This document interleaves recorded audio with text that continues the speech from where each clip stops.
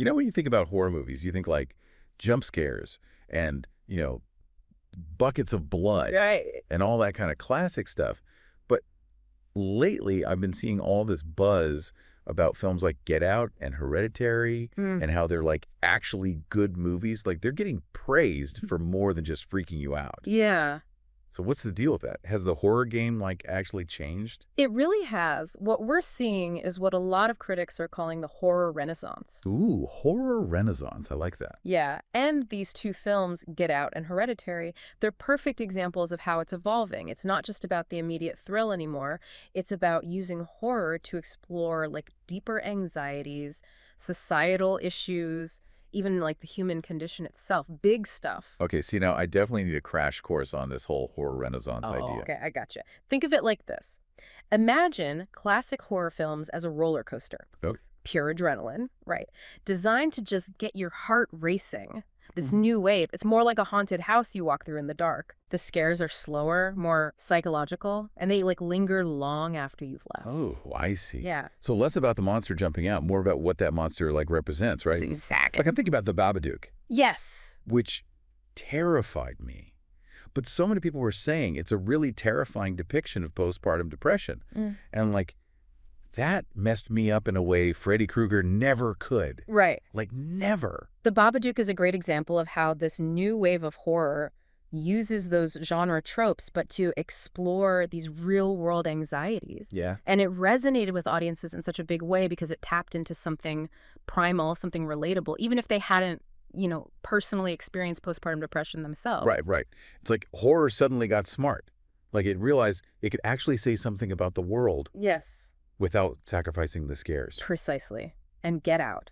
That film takes this idea to a whole new level. It's like a masterclass in using horror to expose these really uncomfortable truths about society, specifically about race and prejudice in America. Yeah, even the title itself is doing so much work. Oh, absolutely. Like a warning, a plea, and a statement all in one. Right. And that's the brilliance of Get Out. Jordan Peele seamlessly blends that social commentary with these genuinely terrifying moments. You're terrified, but you're also forced to confront these uncomfortable truths about the world that we all live in. There's that scene, the infamous Sunken Place sequence Oh, yeah. where Chris gets hypnotized. Yes. And it's clearly, like, on the surface, a classic horror trope, right? Mm-hmm. Protagonist loses control, descends into darkness. But Peele takes it so much further. That's the genius of it. Visually, it's unsettling for sure, but it's the metaphorical weight that really stays with you. The sunken place becomes this powerful symbol for the feeling of being trapped, silenced, rendered powerless. And it resonates so deeply with the Black experience, specifically the idea of being unheard, unseen, dismissed in a society that claims to be post-racial, but often isn't. It's terrifying on a visceral level, but it's that underlying message that sticks with you long after. Oh. The credits roll. It's not just the Sunken Place. Think about the way Peele uses humor throughout the film. Yes. Like Rod as a character, the TSA agent. Oh, yeah, he's great. Hilarious. So good. But his jokes also serve this really interesting purpose. Yes. They highlight how absurd the situation is, the microaggressions that Chris is facing. And they offer this almost like cathartic release for the audience. Yes. Like we need that You need it. to be able to laugh so that we can then process the horror without shying away from the message. Exactly. It's a balancing act, yeah. And it's what makes Get Out such a significant film in this whole horror renaissance thing. But speaking of balancing acts, we should probably talk about Hereditary, Oh, yeah. because it tackles a different kind of horror. Oh, man. Hereditary. It's one that hits closer to home for a lot of people. This one messed me up. Yeah. Like in a whole different way. Total. Like if Get Out is about the horrors of like the outside world, Yeah. Hereditary is about the horrors we carry within. Yes. Especially within like families. Yeah. Exactly. It's a film that just burrows under your skin and kind of stays there. Yes. And a lot of that has to do with how Ari Aster, that's the director, how he uses that really slow burn approach to horror. Instead of relying on those jump scares, it's all about creating this atmosphere of creeping dread Yes. that just builds and builds until you're like practically crawling out of your skin. You're so right. Like, I remember that feeling of unease right from that very first scene. Yes. It's in the music. It's in the way the camera lingers on these really specific details. Oh, yeah. Like those creepy miniatures that Annie makes. Oh, absolutely. Speaking of the miniatures, Yeah. they're not just a quirky detail. Right. They're a fantastic example of how Aster uses symbolism to foreshadow like the whole family's unraveling. Whoa. On the one hand, those miniatures represent Annie's need for control, like her attempt to create order out of this chaos. That's her life. Yeah. But they also suggest this sense of being controlled, of being trapped by these forces that are beyond her understanding. It's like she's creating these tiny little perfect versions of her family. Right. But in reality, everything is like falling apart. Yes. And the film cleverly plays with that idea, right? It uses the miniatures to mirror these real-life events that are happening and even foreshadow these tragic occurrences. It's subtle, but it adds this whole other layer of creepiness. Oh, it's so good. Right.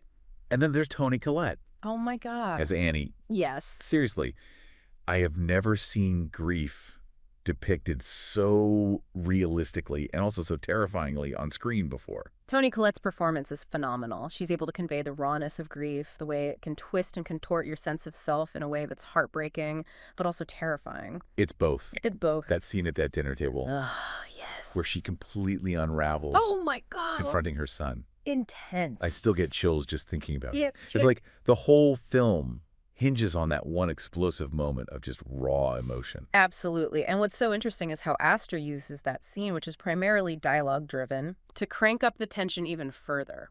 He doesn't need gore or special effects. He lets the emotional intensity of the situation just speak for itself.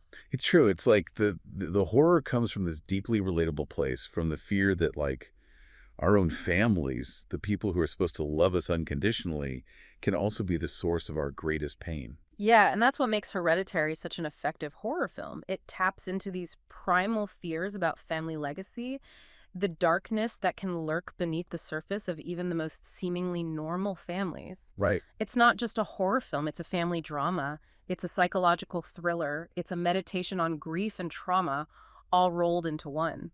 So we spent a lot of time on Get Out and Hereditary individually, but I'm curious, like, how they actually connect to each other. Oh, yeah. How do the different styles of horror kind of, like, relate? Well, that's where things get really interesting. Both of these films, Get Out and Hereditary, they both use symbolism to create this, like, really layered meaning. Like, Get Out is all about the symbolism of the sunken place, obviously, right? And that teacup representing control, and even the deer, Ooh, yeah. which are like a powerful symbol in so many cultures. Those deer are super haunting. Right. And then you've got Hereditary, which is also full of all this symbolic imagery. Yeah. The miniatures we talked about, those the occult symbols, Mm-hmm. even just like the way the camera focuses on these really specific objects in the house, Right. almost to foreshadow these like really important events. And their visual styles are so different, too. Oh, totally. Like, Get Out has this really, like, vibrant, sunny aesthetic, but it's, like, hiding all this darkness beneath the surface. Yeah. And then Hereditary is, like, bleak and claustrophobic right from the jump. Absolutely. Like, the darkness is practically oozing out of the walls. It's like Get Out is about the horror that we face out in the world, while Hereditary is about that horror that we carry within ourselves, like the darkness that we inherit Right. from the generations that came before us. Generational trauma. Ex- Ooh, scary. Yeah. And they're both, like, deeply personal to their directors, too. Oh, absolutely. Like, you can tell that Get Out is Jordan Peele's experience as a black man. Yes. In a world that so often just doesn't see him. 100%. And then Hereditary, you can tell that that's Ari Aster's way of exploring his own family history. Right. And the impact of grief and trauma. Exactly. And that's what's so effective. It's like they're not just trying to make us scream. Right. They're making us think about our own lives, our own personal fears, and the world that we live in. They're asking these big questions. It's like they're saying, hey, horror can be more than just these, like, scary monsters. Yes. It can be about, like, exploring the human condition, the things that make us tick and the things that, like, truly frighten us. And they proved that it can be intellectually stimulating and thought-provoking without sacrificing that scare factor. That's why they call it this horror renaissance. It's this new wave of films that are challenging the boundaries of horror and pushing it in these new and exciting directions. Yeah. And the best part is they did all that without sacrificing box office success. Oh, for sure. Like Get Out and Hereditary. They proved that audiences are ready for something more than just like cheap thrills. Yeah, they want to think. Yeah, they want stories that like actually stay with them, that make them think, that challenge their assumptions about the world. That horror can be both entertaining and meaningful, and that honestly it's more relevant now than ever before. So if Get Out is about facing those horrors that are imposed on us, and Hereditary is about facing the horrors within us, what does your ideal horror film say about you? What are you most afraid of? What story would you want to see explored on the big screen? It's something to ponder. Ooh, you've given me a lot to think about. I might even have an idea for a script now Ugh. that involves a little bit of both.